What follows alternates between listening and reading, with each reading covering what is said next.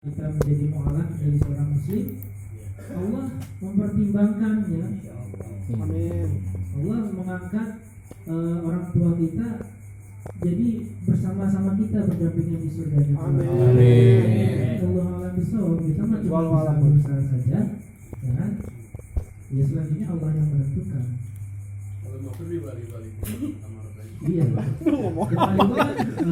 namanya? Umum.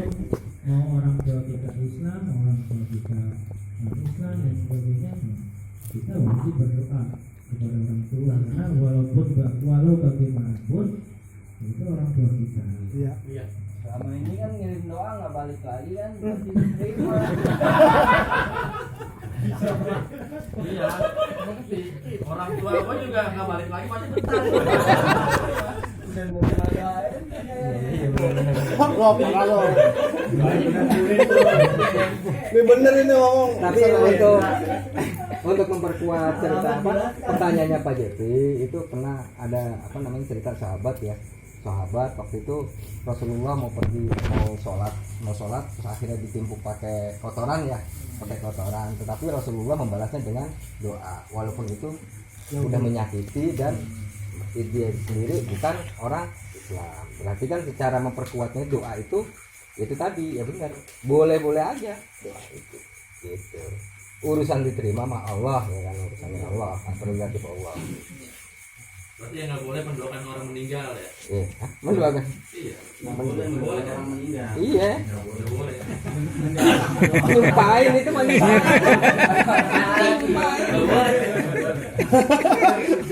Bukan salah kapal.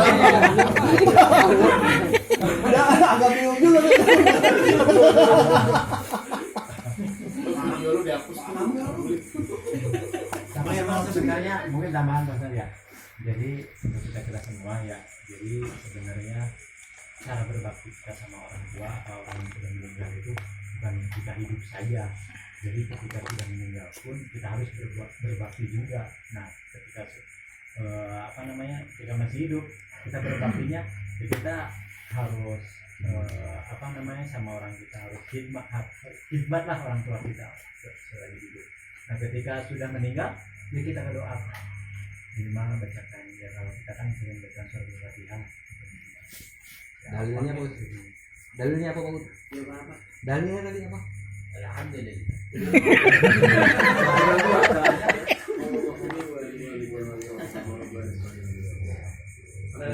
Ada lagi? Gimana ya nih? Pengeluarannya jam itu. Kita mengirimkan doa ke almarhum kira-kira doa kita jawabannya apa? Saya nggak bisa ngejawab. Ya kalau pengen tahu seharusnya Pak Ustadz punya jawabannya pasti. Kita main. Wah ini dagelan. Ya, Yang tahu itu ya Allah. yang tahu itu ya Allah. Sekarang Kita sholat aja. sholat kita diterima nggak sholat kita? Tahu enggak? Juga kita ngirim doa. Sama. Kan kau ya. Sesuai dengan syariat, sesuai dengan aturan Islam, ya kan? Tumpah udah Masalah dikiratain. diterima apa nggak diterimanya ya Allah. Makanya ada kalimat wallahu a'lam. Jawabannya mungkin ada jawabannya ya. Kalau menurut saya sih kalau kita ngirim doa ke almarhum atau almarhum nyusul. bisa tuh sampai. Insya Allah. Jaminan hanya hak Allah. Kalau kita yakin begitu ya yakinilah itu. Cuma masalah selanjutnya ya serahkan semua sama Allah, ya kan? Saya meyakini Doa nyampe. saya sah, ya, sesuai aturan Islam, ya kan? Dan mudah-mudahan diterima oleh Allah Subhanahu Wa Taala. Amin. Itu harus yakin, memang harus yakin. Cuman masalah diterima apa enggaknya nanti di sana itu dihitung sebagai amalan sholat kita atau bukan. Ya Allah alam, siapa tahu ada setitik kemaksiatan yang meleburkan itu semua, gitu kan? Sehingga tidak dianggap oleh Allah, ya kan? Seperti itu. Jadi kita tetap dengan keyakinan kita bahwa insya Allah mudah-mudahan ibadah kita diterima, ya. Asalkan ibadah itu sesuai dengan yang dicontohkan Nabi, ya kan? apa namanya, ya sesuai dengan syariat Islam, terus kita yakini gitu. Jangan berdoa nggak yakin diterima. Ya menurut Pak D itu memang benar, dalam arti dia mengikuti hadis yang tidak terputus tiga amalan. Iya, itu tadi. Jadi tidak terputus 3 amalan. 1, Doa anak soleh. sedekah jariah, sedekah jariah. 2, ilmu yang bermanfaat. 3, soleh yang buat anak yang selalu mendoakan orang tuanya. Itu yang tidak akan pernah terputus dari kita nih, dari kita. Makanya investasi 3 ini penting buat kita, ya. Mau kita sudah nggak ada, mau kita sudah dicabut nyawa sudah menghadap Allah, dengan 3 investasi ini amalan kita tetap mengalir. Sedekah yang kita keluarkan itu masuk terus ke rekening kita, itu pahalanya.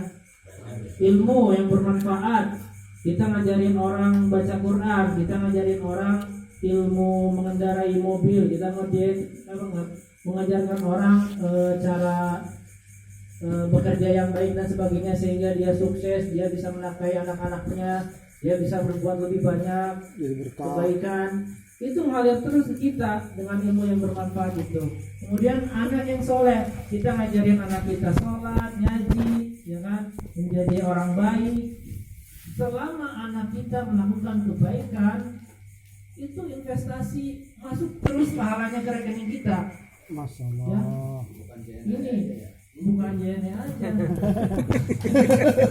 Ini masuk terus Ada. ke pahala kita. Ada nyelunting. Jadi makanya jangan disia-siakan. Ya. Jadi selama kita masih sempat untuk bersedekahlah. Ya. Selama kita masih punya ilmu yang bermanfaat, ajarkanlah kepada orang lain. Ya. Jangan pelit sama ilmu. Betul, setuju. Apalagi ilmu agama, silakan ajarkan. Itu salah satu bagian kita, tugas kita sebagai umat muslim itu, sebagai dai, berdakwah, mengajak orang. Watawassaw bilhaq watawassaw bis-sabr. Ya. Jadi bukan cuma tugas dai doang, bukan cuma tugas ustaz doang ngajakin orang benar itu. Tugas kita semua. Iya. Itu jadi investasi kita ntar. Kita ngajakin orang sholat, ngajakin orang jadi benar. Orang itu terus meningkatkan keimanan dan ketakwaannya karena apa? Syariatnya kita yang ngajarin gitu, kita yang ngajak, itu mengalir terus, insya Allah pahalanya ke kita. Gak putus walaupun kita Amin. meninggal. Jadi jangan sampai yang juga anak yang soleh itu kita harus apa namanya, jangan lalai juga terhadap anak kita ya. Iya. Kita jangan sampai meninggalkan generasi yang lebih buruk dari kita. Nauzubillah. Gak mungkin kan kita sebagai orang tua juga apa fitrahnya itu Lebih buruk. dalam alam bawah sadarnya itu pasti nggak mau Enggak. anak kita itu lebih jelek dari kita ya, nggak mau. Nauzubillah. Makanya ajari anak kita sholat, mengaji, ya, berbuat baik, berakhlakul karimah, gitu. Itu pahalanya mengalir ke kita semua. Kalau kita tidak mengajarkan, nanti malah kita berat di akhirat, dituntut sama anak kita. Iya. Ada orang tua yang sudah berada di surga, kemudian anak kita Nonton. mengajukan banding. Nah, anak kita mau dimasukkan ke neraka, mengajukan banding, ya Allah, itu orang tua saya yang sudah di surga itu selama hidupnya tidak pernah mengajari saya sholat, tidak pernah memberitahu saya hal-hal yang baik untuk berakhlak karimah dan sebagainya. Jadi saya jadi beragajun begini, ya Allah, gitu kan. Jadi saya nggak benar begini sekarang, makanya saya masuk neraka karena tidak diajarkan oleh orang tua kita, oleh orang tua saya yang sekarang udah enak-enak di surga gitu. Berarti kalau nggak punya anak nggak ada yang banding ya?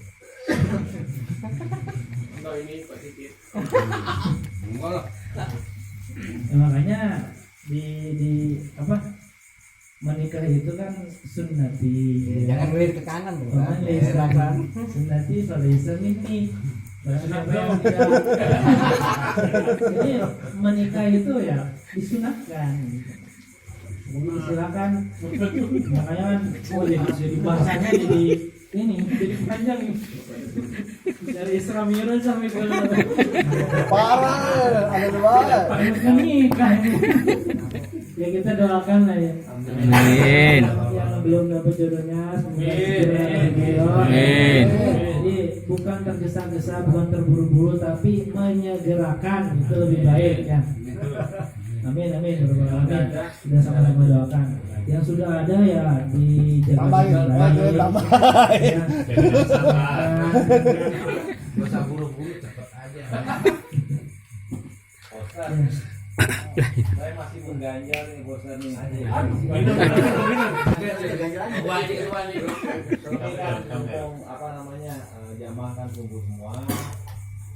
Kemarin saya sholat subuh di masjid. Ini adab ya ataupun etika pada saat sholat. Jadi mungkin Pak Bambang tahu kali ya, ada saksinya. Saat saya mau ada niatan iqomah, saya juga lihat posisi itu jamaah itu udah selesai sholatnya semua. Kok pelan? Enggak. Saya ngambil mic, ada teguran dari sebelah kanan saya jamaah yang lain, jamaah sholat subuh. Jangan dulu gitu kan. Sedangkan jamaah yang lain udah lanjut aja. Saya bingung di situ. Apakah harus mengikuti jam yang tertera di atas atau seperti apa? Karena kan selama ini kan jujur aja saya sholat itu kan karena bentang-bentang untuk ke masjid gitu kan, jarang-jarang gitu kan seperti itu. Cuman yang saya perhatikan selama ini pada saat sholat maghrib ataupun isya tidak mengikuti waktu yang telah ditentukan ataupun bel di situ. Udah itu belum setel itu. Belum setel ya? Saya belum apa-apa. Tahu bingung sih ya. Itu saya laksanakan aja karena jamaah udah selesai sholat semua. Komat. Mau komat, mau masuk. Udah sholat sunat tadi. Sholat sudah selesai semua. Semua udah kumpul. Berdiri. Mau waktunya Orang sholat. siapa? Emang gak ada puji-pujiannya dah? Subuh. Karena harusnya ada pujiannya juga. Pada gitu ada Ya, sholat. benar. Yang ada si Pak Bambang. Mungkin jadi siapa yang ada dulu? Silakan. Biar ada Jadi awalnya jadi sebenarnya kita itu bersyukur alhamdulillah ketika teman-teman jamaah masjid itu punya risau punya gimana nih masjid yang sebesar ini terus jam digital pun nggak punya waktu itu. Sempat lama udah menyampaikan ke ketua DKM tidak direspon karena terkait masalah keamanan, khawatir hilang gitu kan. Dan dengan berjalannya waktu lama kelamaan alhamdulillah itu ada yang infak gitu kan, ada infak jam digital Ya pulang kerja. alam tidur saya ini. Saya. Terus dari waktu jamaah kan awalnya itu mengikuti karena udah ada jam digital otomatis iqomah itu kita aktifkan istilahnya karena ada masukan dari waktu itu Pak Ustadz Mulyana ya. Jadi iqomah itu ya kan apa sih jarak iqomah itu kan di sholat qobliyah sama ada doa gitu kan. Tahunya komat itu kan sebelum apa istilahnya alarmnya itu iqomah itu ada yang komen seperti itu. Kenapa gitu? Akhirnya kita ikutin tuh semua. Tapi jamnya itu lama kelamaan error. Akhirnya sampai sekarang pun kadang dipakai sampai selesai waktu iqomahnya itu kadang enggak. Nah akhirnya jamaah yang masih itu enggak mempermasalahkan. Nah mungkin untuk sekarang kemarin itu ada yang ngikutin kita ikutin jam digital itu. Ada yang udah nggak apa-apa naik aja karena ya nggak apa-apa itu karena udah tahu jam digital itu error. Ada waktunya, ada yang 7 menit 10 menit, ada yang pasar aja 4 jam seperempat menit gitu kan. Nah ini sekarang itu bebas gitu. Nah mungkin risau kita sekarang ini kita ini saya mengajak mungkin ya gimana caranya nih dan jam digital ini kalau bisa ganti. Copot aja Pak. Iya, udah 2 kali disetting sama Pak Awal. Elok. Wah, Pak. Coba nih. Ini bikin acara namun. Ada harinya. Antara ajan sampai ke komat kan biasa ada pujian-pujian gitu kan. Ya selawatan lah gitu loh. Istilahnya gitu berapa kali atau 3 kali baru komat naik gitu. Iya itu kalau selawatan kan melihat juga sudah pada sholat sunat tuh. Kalau udah pada sholat sunat ya baru komat gitu. Iya kan yang Tapi begitu. iya kondisinya kan kalau kita ada apa selawatan itu kan sebagai spare waktu orang yang masih di rumah bisa buat buru-buru ke masjid begitu. Ya salahnya sendiri dia pas apa selawatan selesai tiba-tiba komat dia mau sholat sunat dulu kemarin di masjid gitu. Salah berarti dia. Salah. Pak Habibie ini mau berinisiatif untuk komat. Iya. Karena melihat Setelah jamaah selesai. sholat sunnah. Nah, inisiatif nih mau komat. Tapi ditegur. Tahu ada yang negor, itu waktunya belum. Hitungannya masih 2 menit lagi misalkan. Nah, tunggu sampai bunyi. Baru komat gitu kan. Nah itu ada yang negur Pak Habibie itu kayak gitu. Bukannya Jadi sebenarnya iya, jadi ini sebenarnya kesepakatan jamaah aja dan juga harus dibakukan juga sebenarnya di masjid ya. Jadi kebiasaannya memang seperti itu ya kan, ketika melihat selesai. semua sudah selesai sholat sunnah kan, silakan, dan ada imamnya ya, dan ada imamnya, jangan sampai belum ada imamnya juga kita komat, jadi malah ntar tunjuk-tunjukkan, dorong-dorongan gitu kan, jangan sampai begitu. Jadi sudah ada imamnya, terus jamaah sudah selesai melaksanakan sholat sunnah, silakan komat gitu. Itu kalau disepakati seperti itu. Tapi kalau disepakatinya menunggu waktu dari jam digital itu, ya jangan dulu. Siapa tahu masih ada yang di jalan, ya kan?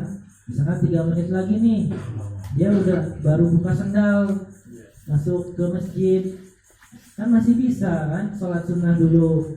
Nah kasihlah waktu itu. Tapi si Bilal muazin itu sudah harus standby juga, jangan sampai ada yang sholat sunnah lagi ya nggak komat juga ntarnya gitu.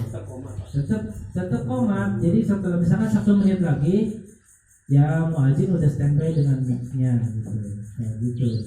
Jadi nah gitu. Sebenarnya kalau sunnahnya, kalau misalkan kita ketika melaksanakan sholat sunnah kemudian komat berkumandang, kita batalin sunnahnya itu, kita langsung batalin. Ada sholat yang harus kita dahulukan, sholat wajib gitu. Misalkan kita sholat nih, masuk ke masjid ya, sholat sunnah. Muazin nggak tahu kalau kita lagi sholat sunnah, ya kan? Udah komat aja, kita udah mau rakaat kedua komat, ya udah batalin, langsung ikut. Nggak apa-apa itu. Dikodo ya tadi. Apa? Sunnah mah Kang. Enggak, itu dibatalin aja sholatnya, karena ada sholat yang lebih didahulukan, itu sholat wajib. Ada yang ya sholat wajib dulu. Kalau emang sholat sunnahnya ketinggalan, ada yang bilang katanya waktu dulu saya liko ya, waktu STM. Sholat sunnah pelengkap kan. Nah itu pernah negur saya dulu gitu kan, habis asar saya sholat karena saya nggak tahu sholat sunnah gitu kan. Kirain saya kamu ngodo gitu, ngodo sholat sunnah, kamu sholat sunnah lagi sholat badiah, iya itu tidak ada. Kirain saya kamu ngodo sholat apa namanya qobliyah gitu. Oh, asar kan ya ada sholat sunnah setelah sholat. Sholat ba'da asar itu nggak ada. Ya nggak ada. Nggak ada. Nah itu kan saya kan nggak tahu, cuma sangkalan dia. Makanya saya kodok sholat qobliyah. Yang Kodok sholat lain qobliyah. ketinggalan. Karena nggak sempat qobliyah sebelumnya Iya. gitu. Jadinya ba'diyah. Jadinya ba'diyah. Kodonya habis sholat apa? Ba'diyah dong. Cicing badria mah enak sih. Itu sudah masuk ke khilafiyah ya, seperti itu. Ya ada yang berpendapat kayak gitu juga, contohnya di sholat qobliyah subuh. Ada beberapa yang karena pahalanya sholat qobliyah subuh itu kan lebih baik dari dunia dan seisinya ya. Jadi banyak yang mengejar tuh qobliyah subuh ya. Walaupun sunahnya sebenarnya di rumah qobliyah subuh itu. Jadi kalau misalkan nggak sempat, memang ada ulama yang berpendapat bahwa membolehkan setelah sholat subuh yang melaksanakan qobliyah subuh itu. Ada yang berpendapat kayak gitu. Saking sebelum saking apa namanya, yaitu pahalanya luar biasa, lebih baik dari dunia dan seisinya, maka fastabiqul khairatnya seperti itu gitu. Ya, karena saya juga pernah. Ya, pernah cerita, jadi seperti ini. Jadi yang setelah sholat subuh itu kodenya kan belum tuh. Jadi emang dia sendiri, menurut dia sendiri itu sunnah itu udah sebagai kewajiban buat dia, udah sebagai kewajiban buat dia, makanya dia itu nggak mau tertinggal sholat dia, makanya nggak ada yang saya pernah dengar. Cuman dalam catatan itu tidak boleh dijadikan suatu kebiasaan. Iya, Diniatkan, benar. tidak untuk diniatkan, tapi untuk suatu tertentu yang memang kita luput gitu. Iya. Jangan cuma gitu kan. Allah alam bismillah. Wallahualam, wallahualam. Udah ya? Udah. 11 lebih. Semalam nggak ada tamunya. Oh iya Pak, aku lagi coba. Lagi nggak? Terus. Tadi yang Enggak, ini Pak, ini yang simpel aja. Gimana caranya kita semua ini bisa melaksanakan sholat lima waktu dulu lah, nggak jemaah gitu. Biar istiqomah seperti sampai-sampai asal kami. Caranya gimana? Satu, keduanya gimana caranya juga kita itu bisa mengarah ke masjid. Ya seperti sampai lakukan yang saya. Ya sampai kan beri cuma. Sama saya juga sebenarnya. Pak, dia sering kami Pak. Istrinya harus galak. kalau saya pribadi yang kadang ya itu sering dengar kajian gitu Pak. Kalau saya sering mendengar namanya Fadilah Amal, kalau suka baca Fadilah Amal tuh jadi mohon maaf ini ya,